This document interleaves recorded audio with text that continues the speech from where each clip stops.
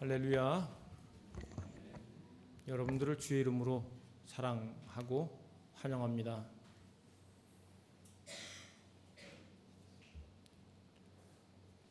오늘의 말씀은 6월절 명절을 중심으로 하고 있어요. 430년 동안 노예 생활을 했으니까 아주 지긋지긋했을 거예요. 그 노예 생활로부터 벗어난 날, 하나님의 은혜로 이스라엘 백성들이 구원을 받은 날, 그 이집트 사람들에게는 통곡과 재앙이 있는 날이지만은 이스라엘 백성들에게는 기쁨, 또 엄숙한 감격의 날이 이제 6월절인데, 6월절 명절을 지키기 위해서 전국에 있는 사람들이 예루살렘으로 모여드는 거예요. 학자들 얘기는 한 200만 정도 된다고 추정하는데, 그 좁은 동네에 어마어마한 사람들이 모여오는데, 예수님이 나귀를 타게 되고 사람들이 이제 호산나 왕이라고 외치는 내용이 오늘 본문의 말씀입니다. 예수님이 제자들에게 말해요.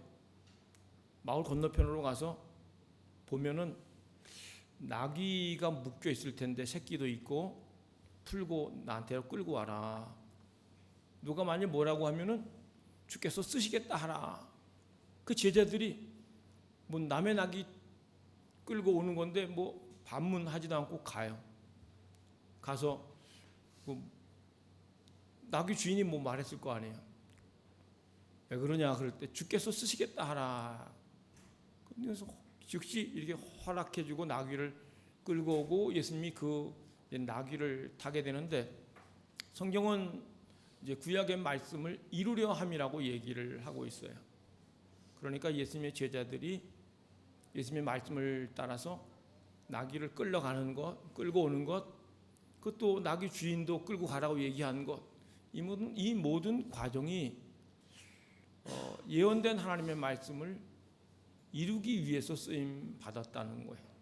우리가 말씀에 순종함으로 하나님의 역사에 동참하는 거예요. 말씀이 이루어지는데 우리가 쓰임 받는다는 건 복되는 것인데, 예수님의 제자들 또 나귀 주인 나귀 이렇게 쓰임 받은 것을 우리가 알 수가 있어요.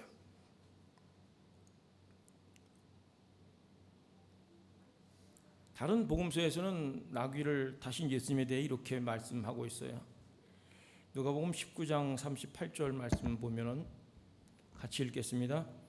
찬송하리로다 주의 이름으로 오시는 왕이여, 하늘에는 평화요 가장 높은 곳에는 영광이로다. 요한복음 12장 13절 같이 읽겠습니다. 호산나 찬송하리로다 주의 이름으로 오시는 이 곧 이스라엘의 왕이시여. 예수님이 나귀를 타고 가시는데 백성들이 예수님을 왕이라고 얘기를 하고 있어요. 주의 이름으로 오시는 왕, 주의 이름으로 오시는 이스라엘 왕이라고 이렇게 부르고 있어요. 구약에 예언한 이제 메시아 그분이 오시는데, 예수님은 백성들이 죄를 짊어지실 분으로 이제 오시는데, 백성들은 그렇게 이해하는 게 아니라 예수님을 왕으로, 우리 먹는 문제, 정치적인 문제, 잘 사는 문제, 이런 걸 해결해 줄 수 있는 해결사 메시아로 기대하면서 왕으로 부르면서 환호를 하고 있어요. 겉옷을 펴면서 또 종려나무까지 베어서 깔면서 예수님을 환호하게 되는데, 예수님의 모습은 왕의 행차가 아니에요. 왕의 행차면은 웅장하지 않습니까? 화려하고 앞뒤에 호위병들이 있고 어마어마한데, 예수님은 그냥 나귀를 타고 가는 거예요. 이게 구약에 예언된 말씀인데, 스가랴 9장 9절 말씀 같이 읽겠습니다. 시온에 따라 크게 기뻐할지어다, 예루살렘에 따라 즐거이 부를지어다.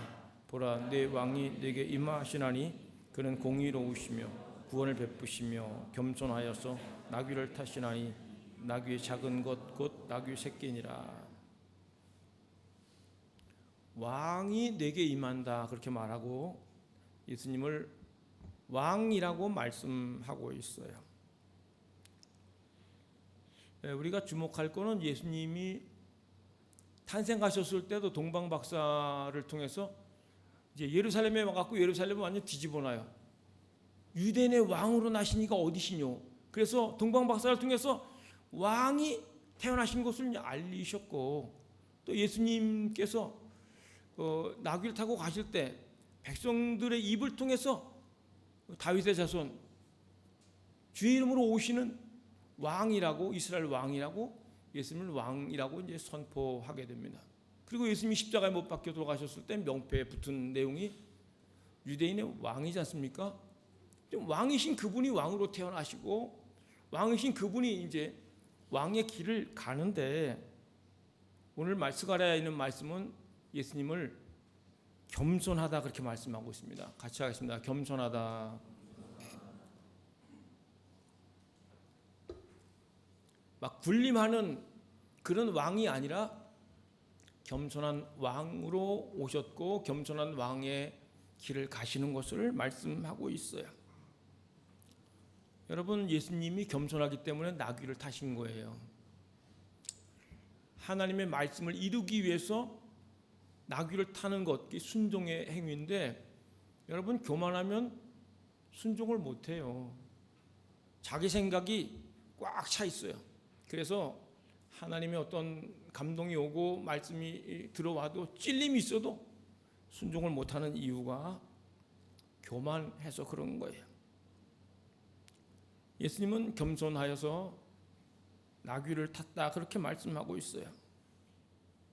여러분, 이렇게 자기가 갖고 있는 권리나 어떤 나이나 지위나 뭐 이런 것들을 있음에도 불구하고 겸손할 수 있다는 게 능력이에요. 겸손이 능력인 것을 믿으시길 바랍니다. 자신을 낮추고 겸손을 드러내는 것이 주님의 능력이에요. 우리가 이제 뭐 가진 게 있고 직함이 있고 뭐 그래도 주님 때문에 겸손할 수 있다는 거, 그게 능력이에요. 여러분, 자기의 신분이나 뭐 또 자기가 가진 것을 힘을 뭐 과시하는 것은 강한 게 아니에요. 왕이지만은 나귀를 타는 겸손한 예수님, 그게 진짜 능력인 것을 우리가 알아야 됩니다. 이제 부부싸움 하고 이제 뭐 사람들끼리 싸우지 않습니까? 막 소리를 막 지르는 분이 있어요. 왜 소리를 지르는가? 겁나서 소리 지르는 거예요. 뭐 이제 개들이 막 짖잖아요. 무서워서 짖는 거예요. 뭐 사람을 개한테 비유하는 건 아닌데, 중요한 거는 많은 것을 내가 가졌어요. 누리고 있어요. 그러면 겸손할 수가 있어요. 제 지인 중에 뭐 태권도 합기도 뭐 이런 것 합쳐갖고 뭐 27단인가 되는 분이 있는데, 그분은 막 누가 시비 걸어도 그냥 이렇게 뭐 맞아주기도 하고 그냥 가기도 하고, 그냥 맞아줄 수 있는 것은 자기가 능력과 실력이 있으니까 가능한 거지 않습니까? 예전에 이제 스티브 잡스가 무슨 강연하는 사진 한 컷을 봤는데, 제가 시계를 이렇게 봤더니 찾아봤어요. 그 브랜드 몇만 원짜리더라고. 그 전자시계. 그 돈 많은 양반이 그 뭐 실용적인 것 싼 거 이렇게 사갖고 차는 것을 봤어요. 제가 명품을 뭐 이렇게 하는 분들을 뭐 비하하는 건 아닌데, 어떤 분 중에는 자기 자신은 명품은 아닌데 명품을 가져갖고 자기를 좀 이렇게 좀 높이 봐줄까봐 뭐 그러는 경우도 있지 않은가. 근데 오히려 가진 게 많고 많이 배우고 아는 게 많고 그런 분들은 오히려 열을 부리는 이런 부분이, 우리가 성령 충만하고 주님으로 충만하고 주의 은혜가 임하면 내가 많은 것을 가지고 누리고 있어도 낮아질 수 있고 겸손할 수 있고 말씀을 따를 수 있다는 거예요. 그것이 진짜 능력이라는 거예요. 여러분 어떻습니까? 이제 저는 이제 목회자인데 성도님들하고 어디 이제 이렇게 승합차 타고 어디 가면은 성도들이 이제 뭐 자리를 이렇게 배정하고 그러지 않습니까? 그럼 제가 스스로 뒤에 타면은 그 괜찮은데, 앞자리, 옆자리, 이건 누구 자리? 여러분 연세들이 그래서 어디 식사하고 그러면 뭐 젊은 사람들 막 주고 나를 맨 나중에 줘. 그러면 기분이 나쁠지 몰라요. 이제 제가 유치한 예를 드는 건데 우리 자신은 이렇게 높아지거나 대우받거나 인정받는데 익숙해졌어요. 그런데 우리 주님은 자기 권리를 포기하시고 왕으로서 마땅히 취해야 될 것들을 취하지 않으시고 겸손하여서 나귀를 타셨다는데 주목을 하셔야 돼요. 성령을 그리스도의 영 이렇게 부르지 않습니까? 그래서 그리스도의 영은 겸손한 영이에요. 성령 충만하면 겸손한 거예요. 내가 뭘 안다, 뭘 한다, 이게 목이 뻣뻣한 거는 성령 충만한 게 아니에요. 예수님이 그 당시에 지금으로 말하면은 그냥 아마 오빠 부대 아니면은 막 사람들 막 군중을 몰고 다닌 이유가 왜냐하면 그 당시에 참 못 먹었어요. 가난했어요. 조선 시대에 선교사들이 와가지고 조선 사람들 이렇게 사진 찍어놓은 거 보면 배가 막 이렇게 나오고 밥도 이렇게 머슴밥이라고 이렇게 먹지 않습니까? 야, 어떻게 저걸 사람이 먹나? 저는 시골에서 자랐어요. 농사 짓고 자랐는데 여름이면 서울에서 대학생들이 이제 농사 봉사하러 오는데 저희 집에서 밥을 먹는데 그 형들이 그래요. 이걸 사람이 먹느냐고. 너무 많은 거지. 밥그릇 위에 이렇게 올라갔으니까. 이제 저희 집에서 일을 했어요. 고추 따고 이것저것 밭에서 일하고 땀 흘리고 저녁에 왔는데 이걸 다 먹더라고. 이거를. 조선 시대 때에 왜 배가 이렇게 나오고 조선 사람도 왜 밥을 이렇게 많이 먹었나? 평소에 못 먹으니까 먹을 기회가 있으면 많이 먹는 거예요. 잔치집에 가면 많이 먹고 그게 양이 많아서 그런 게 아니라 하도 굶어가지고요. 있을 때 많이 먹자 그랬는데 2000년 전 예수님 시대 때는요. 두 끼 먹고 한 끼 먹는 사람이 허다했어요. 노예들도 허다했고 그런데 그들이 예수님을 따라가는데 안진뱅이 막 일어나고 눈 못 보는 사람이 눈 뜨고 말 못하면 말하고 귀신 들린 사람 떠나가고 그러니까 그게 우리 집안에 자녀가 그렇게 이런 일이 일어났다. 저 집안에 또 어떤 사람이 불치병이 나왔다. 그건 집안에 엄청난 경사 아니겠어요? 그래서 이 동네도 소문 저 동네도 소문 친구들 막 퍼지고 그래서 나도 한번 가보자 나도 가보자 이래서 예수님께 나가는데 문제가 해결되는 거예요. 사람들 막 꾸역꾸역 몰려들어요. 어느 날은 들판에 막 쫙 모였는데 남자들만 5,000명. 식사 시간이 지났어요. 배에서 꼬르륵 소리 나는데 예수님이 불쌍해가지고 너희가 먹을 것을 주라. 제자들이 안드레가 도시락 하나 갖고 오자. 애들 도시락. 그냥 나눠줬는데 제자들이 막 갔다 나눠주는데 성경에 보면 배불리 먹었다 그랬어요. 배 두드리면서 먹었는데 그러고도 12광주리가 남은 거예요. 그 가난한 시절에 사람들이 배부르게 먹은 것을 경험한 거예요. 예수님이 축사하시고 나눠주니까 이런 일이 있구나. 그러니까 이제 1차적인 물질적인 부분에 대한 눈이 팍 열려서 예수님 따라다니면 질병의 문제 해결돼, 먹는 문제 해결돼, 죽은 자도 살려. 야, 저분이 만약 왕으로 등극을 한다면 로마의 압제로부터 우리를 건져내시고 또 잘 사는 나라 또 배부르게 해주시고 이런 기대감이 막 밀려오는 거예요. 그래서 예수님이 이렇게 나귀를 타고 이렇게 가시는데 백성들이 자기 옷을 막 벗어갖고 길에다 막 깔고 종려나무 베어가지고 막 깔면서 호산나 다윗의 자손이요 주의 이름으로 오시는 이스라엘의 왕이시여 예수님을 왕으로 막 환호하는 거예요. 예수님은 이제 십자가를 지러 체포당하고 이제 신문받고 십자가에 죽으러 예루살렘으로 이제 가시는 건데 그들은 몰랐어요. 그들의 기대는 우리를 잘 살게 해주세요. 우리를 복되게 해주세요. 성공하게 해주세요. 이런 기대감을 갖고 예수 지금으로 말하면 그렇게 외쳐대는 내용이 오늘 본문의 말씀이에요. 이분이야말로 우리를 이렇게 해주시겠지 저렇게 해주시겠지 이분이 왕이 된다면 우리는 정말 두 다리 뻗고 기지개 켜고 살 수 있겠지. 이러면서 기대에 부풀러 갖고 이게 막 폭발적으로 주님을 환호하고 있는 거예요. 그런데 예수님은 그냥 사람들이 환호하는 거, 박수치는 거 여기에 뭐 그렇게 연연하지 않고 나귀를 타고 묵묵히 예루살렘으로 가는 거예요. 예수님이 그냥 어떤 정복자나 권위자로 오신 게 아니라 겸손한 왕으로 오셨다는 것을 기억을 하셔야 돼요. 이제 사람들의 기대는 예수님의 제자들도 그랬지 않습니까? 야고보 요한이 뭐 이제 그 엄마 치맛바람 해서 예수님 한 자리에 앉으시면 얘 오른쪽에 앉혀주시고 얘 왼쪽에 앉혀주시고 높은 자리 좀 해주세요. 그러니까 예수님 제자들이 나중에 듣고 막 화를 냈거든요. 예수님의 제자들의 관심도 높아지는 거였어요. 우리가 집도 버리고 배도 버리고 부모도 버리고 주님 따라왔는데 우리에게 뭐 주시는 게 있어야 되지 않습니까? 근데 그들이 바라보는 것은 이제 물질 세계의 것이었다는 거예요. 그런데 주님은 겸손하게 죽음의 길을, 십자가의 길을 가고 있었다는 거예요.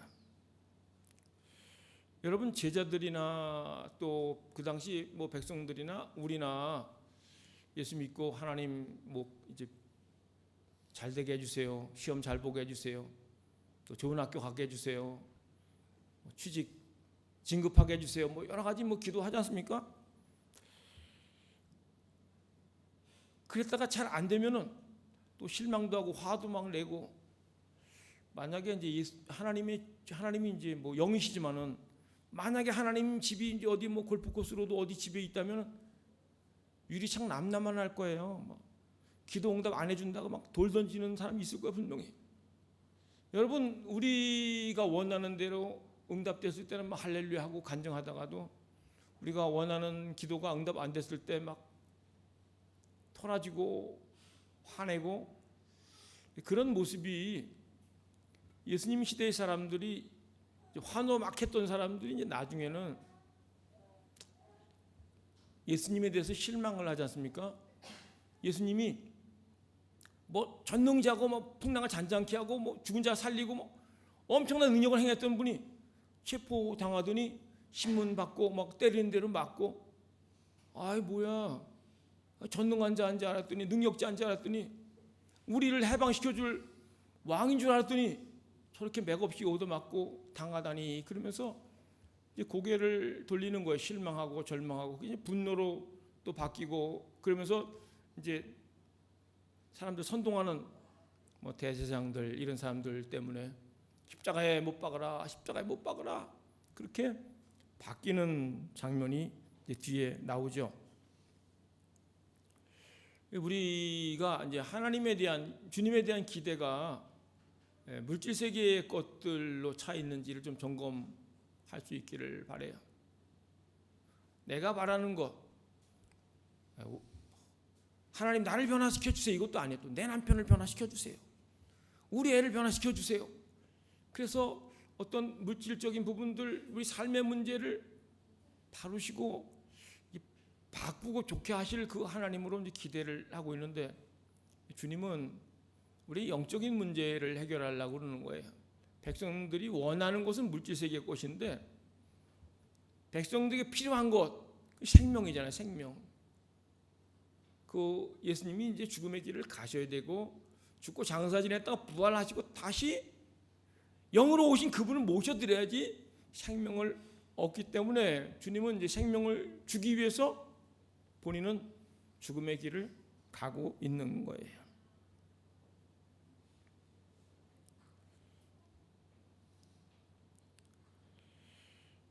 예수님의 그 나귀를 타고 가시는 행차를 보면서 이제 제가 이제 깨달은 거는, 사람들의 반응에 민감하면은 주님의 길을 걸어가기가 어렵겠구나.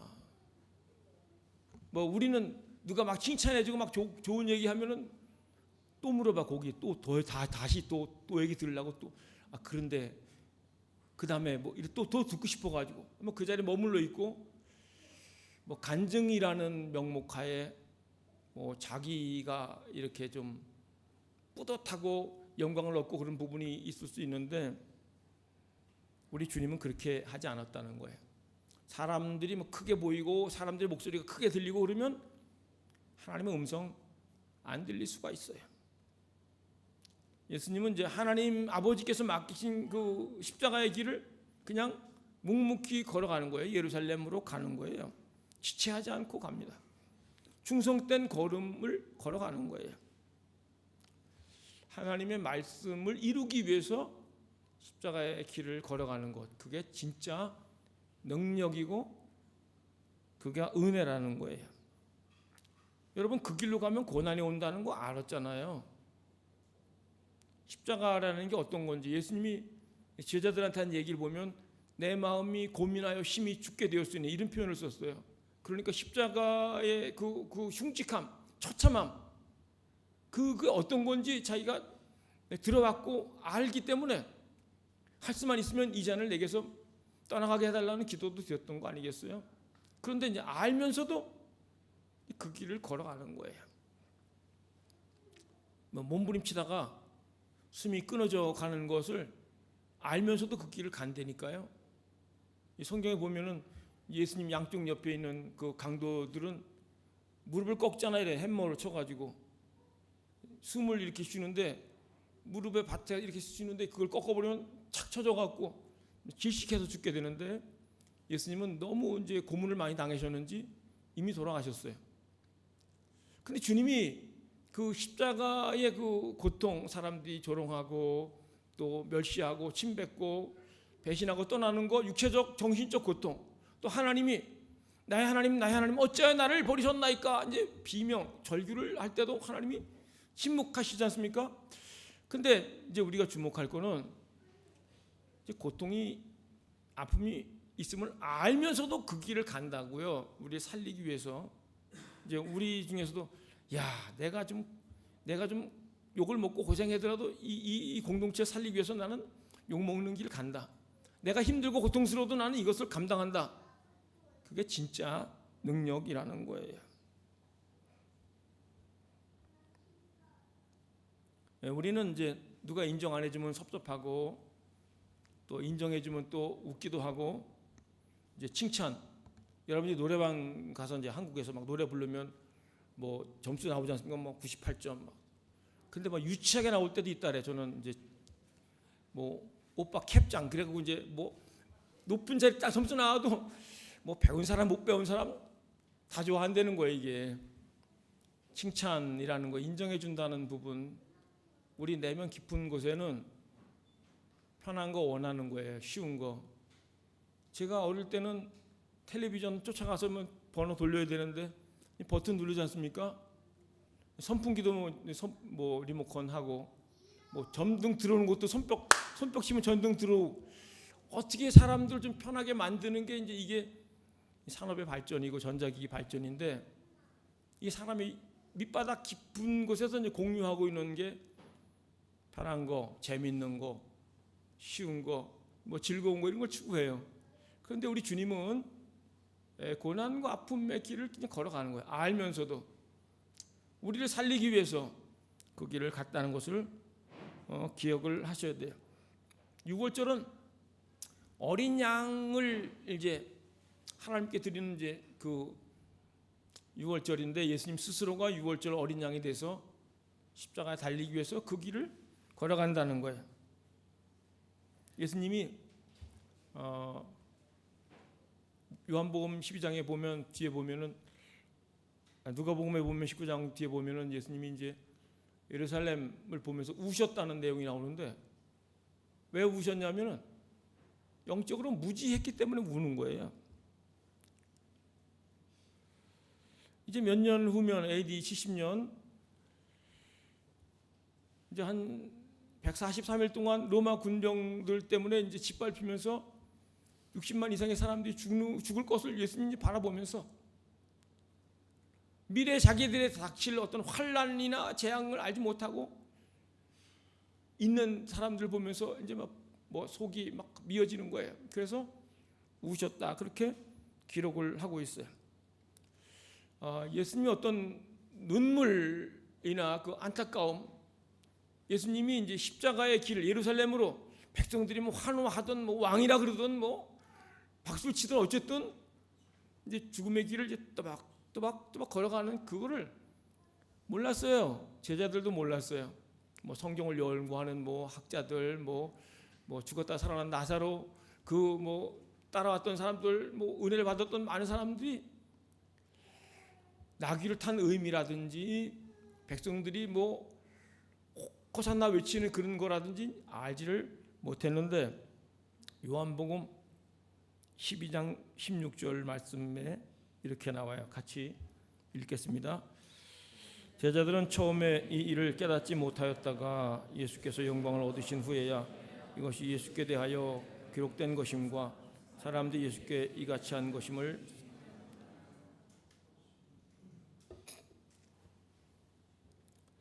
제자들이 못 깨달았으니까 누가 깨달았겠어요.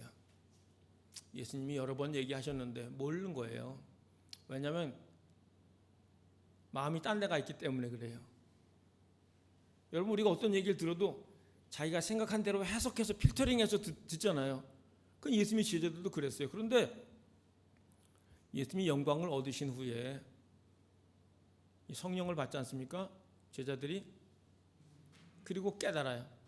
아, 그때 나귀를 타신 분이 이런 의미가 구약 스가랴에 있는 말씀을 주님이 이렇게 응하려고 성취하려고 이렇게 하셨고 사람들이 막 이렇게 다윗의 자손 예수여 이스라엘의 왕이 이렇게 외쳤던 부분과 이렇게 딱 연결이 되면서 깨달아지는 거예요.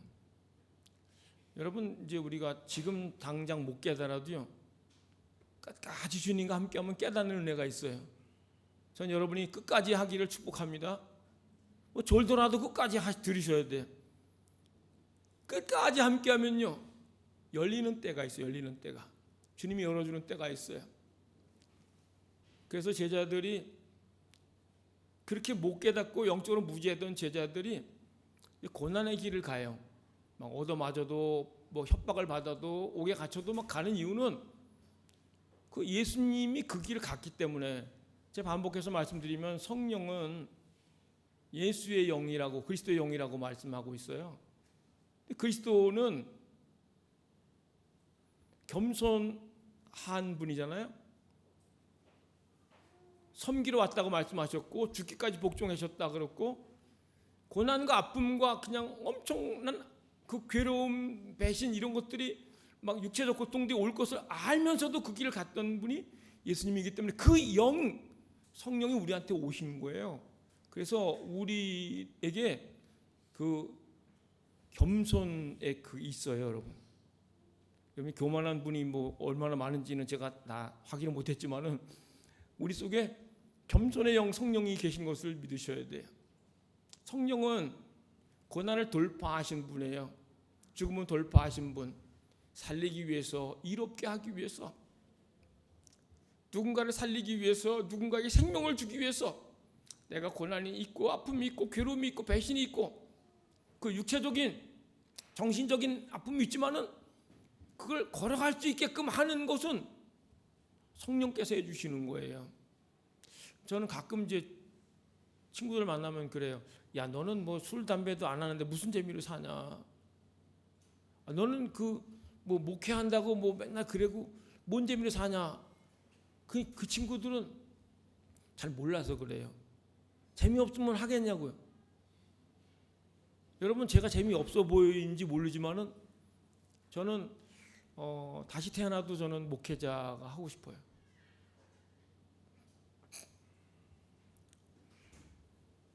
물론 이제 아픔도 있고 뭐 오해도 받을 수 있고 어려움이 있을 수 있는데 주님이 그 길을 넉넉히 걸어갈 수 있게끔 은혜를 주세요. 이제 뭐 바울도 그랬고 모세도 그렇고 하나님의 영광을 체험했던 사람들, 주님을 깊이 만났던 사람들의 특징이 뭐냐면은 핍박과 아픔이 막 오는데 그런데도 또 그 일을 감당하는 거는 이 내적인 은혜, 기쁨, 막 감격이 막 있으니까 이게 외로움, 어려움들을 넘어설 수 있는 힘이 더 큰 거예요. 이 속에 있는 영적 동력이. 여러분도 그것을 사모할 수 있기를 축복합니다. 그리스도의 영 성령은 그런 분이에요. 겸손의 영이고 고난과 아픔과 괴로움과 버림이 있지만은 주님의 뜻을 따르게 하기 위해서 하게 하시고 힘을 주시고 걸어가게 하신 그 그리스도의 영 성령이 우리 속에 오신 것을 믿고 끝까지 주님을 따르고 말씀을 배우고 예배 자리에 참석하고 은혜 가운데 있으면 말씀이 탁 관통이 되고 깨어지게 되면서 어느 순간인가 우리가 이제 자라가지고 고난의 길을 걷고 있어요. 남들이 하기 싫어하는 걸 하고 있어요. 남들이 피하는 길을 내가 하고 있어요. 그거는 은혜를 받았다는 증거고 주께서 성령 하나님께서 우리를 만드시는 것을 기억하시면서 나귀를 타신 겸손한 왕 예수 그리스도의 영을 사모하고 은혜 가운데 그 삶에 참여하는 성도 될 수 있기를 주의 이름으로 축복합니다. 우리 함께 찬양할 텐데요. 조금 어려울 수 있는데 모든 능력과 모든 권세 가사를 잘 생각하면서 함께 찬양하겠습니다. 모든 능력과 모든 권세 모든 것 위에 뛰어나신 주님, 세상이 측량할 수 없는 지혜, 모든 만물 창조하셨네. 모든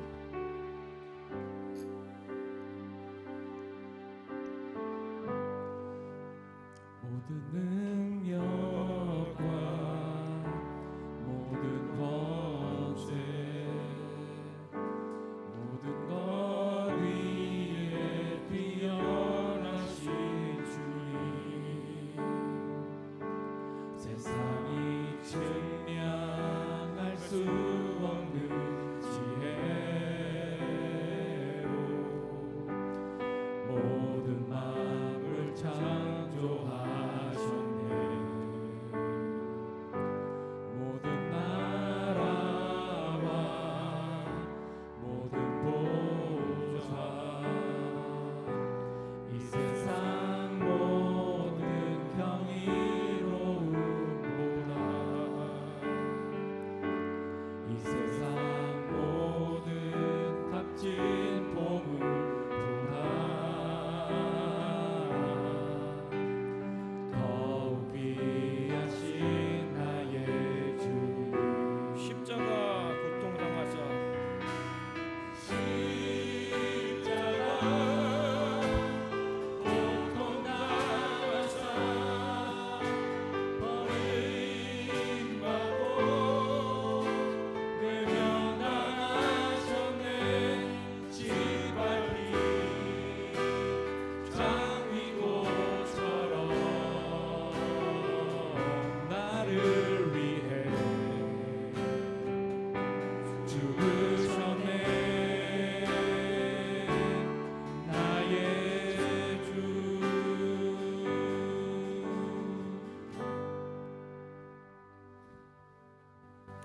하나님, 우리 육체의 본성과 소욕이 물질 세계를 추구하고 편한 것, 쉬운 것, 대접받고 인정받는 것을 성공하는 것을 좋아하지만 왕이신 주님이 겸손하게 나귀를 타신 것, 말씀을 이루려고 겸손하신 것을 배우게 도와 주옵소서. 주님의 고난에 참여하고 살리는 일, 생명을 얻게 하는 일, 하나님 영광을 드러내는 일에 우리 삶을 드릴 수 있도록 은혜를 베풀어 주시고 권능으로 함께해 주옵소서. 예수 그리스도 영 성령 하나님 동행하면서 주의 능력으로 낮은 자리에 처하며 주의 능력으로 고통과 고난을 자처하며 가정과 일터와 학업과 모든 곳곳에 그리스도의 온전한 능력이 나타날 수 있도록 우리를 사용하여 주옵소서. 이제는 교회의 머리가 되신 예수 그리스도의 크신 은혜와 하나님 아버지의 끝도 한도 없으신 그 사랑하심과 성령의 내주 교통하심, 치유, 회복, 승리케 하는 역사, 주님을 닮아 겸손의 길을 걸으며 고난의 길을 걷게 하는 역사가 사랑하는 성도들, 또 물질을 드린 손길, 몸을 드린 손길, 참석지 못한 성도들, 여행 중인 성도들, 또 선교사님과 오늘 처음 오신 모든 분들 삶, 가족과 미래 사역 위에 함께 하옵기를 간절히 축원하옵나이다.